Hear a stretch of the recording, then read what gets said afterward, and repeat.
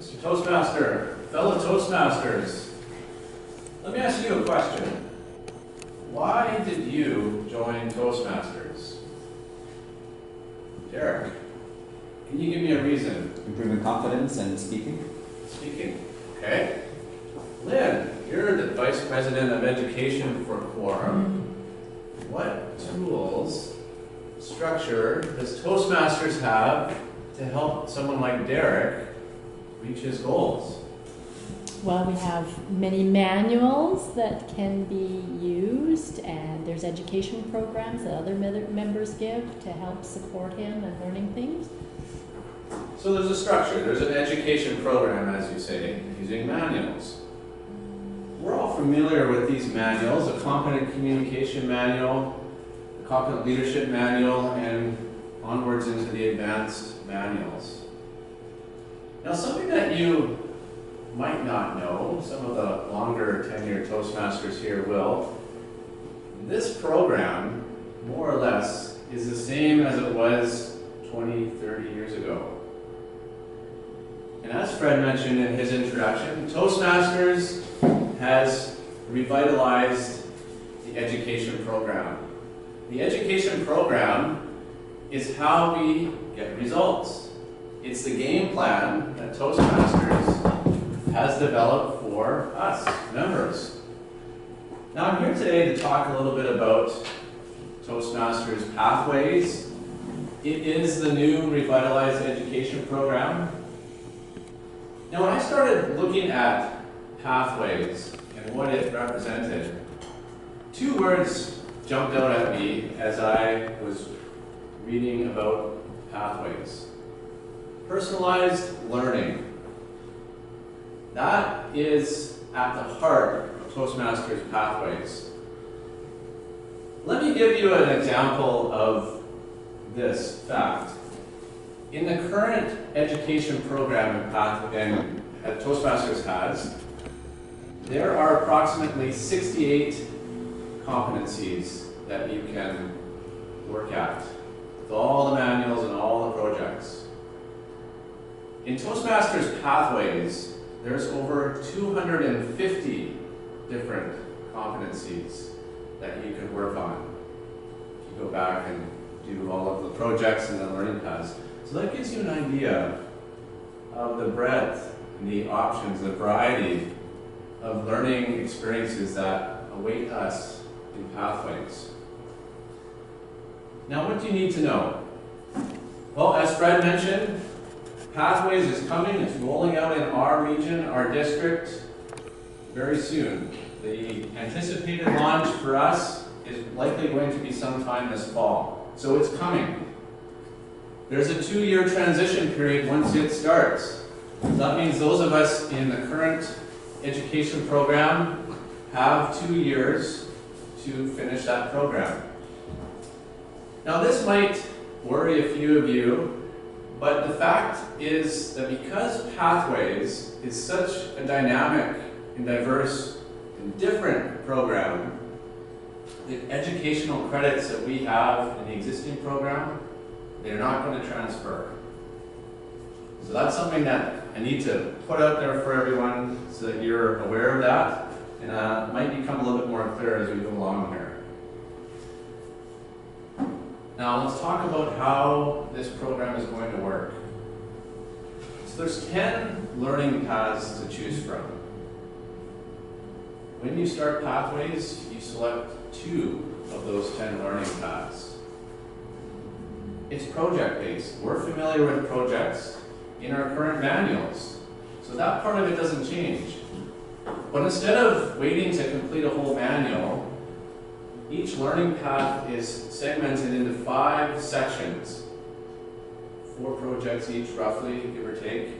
So there's that sense of accomplishment that happens sooner. We get that sense of finishing something and moving on to the next level. Now I'm going to throw up this graph here, this table, and these are the learning paths. Now I'm going to just illustrate something very simply here. Now Bashar, he just left the room, but I know that, for example, he, in his job, manages people. So he might have a goal in mind to become better at motivating people. Motivational strategies. That might be a learning path that Bashar would be interested in. Match up with the goals that he has for improving his skills in that area in Toastmasters, which will help him in his professional career. Or how about someone like myself? Perhaps I'm boring you to death here as a presenter, and he said, Nils, you really need some help with your presentation skills. Oh, a learning path, presentation mastery. Perhaps by the end of that learning path, I can come back here and wow you with my fabulous presentation skills. Again, it's something that's personalized to an area that I want to see real growth, real results in. So those are just a couple of examples. A tool that's, I think, going to be real interesting is when you start pathways. You log into Toastmasters and you can take a self-assessment test. And that is going to give you, an indication of some learning path options for you. Each learning path has a mix of required and elective projects. So again, it speaks to that personalization, so that the learning experience that you get in Toastmasters is tailored to help meet your goals and objectives.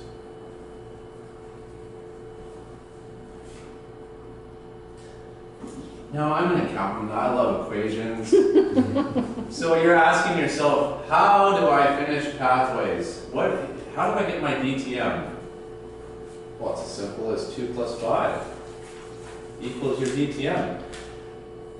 All joking aside, consider this. What we have now in the Toastmasters education program, we have our manuals. That's the learning paths. The 5 leadership requirements under pathways more or less mirror what we have right now. There's a couple of minor differences. But at the end, you will be a distinguished Toastmaster. That remains the highest educational award possible. Now I want to tell you a conversation that I had a few months back. I was talking with Raymond. Some of you may know Raymond. He's a distinguished Toastmaster several times over. And I gave a presentation and talked to him afterwards, and he said, I've been really kind of in the doldrums as a Toastmaster, plodding along and going through the motions. But pathways, that's got me excited because I can see this whole new array of learning opportunities that will help me develop new skills, take on new challenges. I sat back and I said, wow, someone like Raymond, who's been in Toastmasters for a long time, who's comfortable, if there's any person or stereotype I would say, hey, they're going to be resistant to this new change, it would be someone such as Raymond who's been in the program. But if he's embracing this, hey, that means something. So I just wanted to share that with you. To summarize, Pathways is a program that matches learning with your goals. It gives you a variety, more resources available to augment your learning. But at the heart of your learning, it still happens right here in your club meetings. As Fred said in his opening tonight, this is where the results happen, right here. That's not going to change under Pathways. Finally, before I conclude, let me tell you a story of how I first got into Pathways. This past summer, it came out in the magazine, and I thought, okay, there's this big change. I'm not that comfortable with change. I'm a creature of habit. I love my routines. I knew the manuals. But I thought about it for a second. And I began to ask myself, Nils, why are you in Toastmasters right now? Not why did you start Toastmasters? Why are you here right now? What do you want to achieve in the next year? And it got me thinking. So much so that I was able to look at the timeline. 2 years to finish my DTM. Where am I? What projects do I have to complete?